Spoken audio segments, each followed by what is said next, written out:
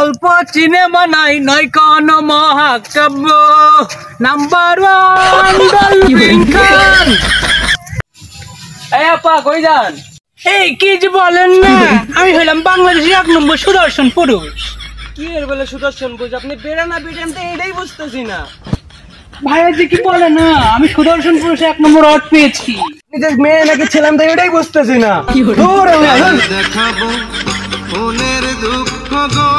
Madam interview. এই তুমি ম্যাডামকে কি বলছো?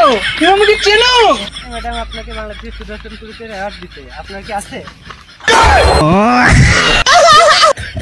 আছে মানে কি? না মানে যোগ্যতা আছে, তুমি দুর্বল। না ভাই, সাক্ষী দুর্বল। আমি যে বাংলাদেশে 1 নম্বর সুদর্শন পুরুষ, এটা কেউ মেনে নিতে চায় না। এই ম্যাডাম আপনি গার পায়ে উঠে যান কে? আপনার কি নাই? কি নাই? না মানে সম্মান।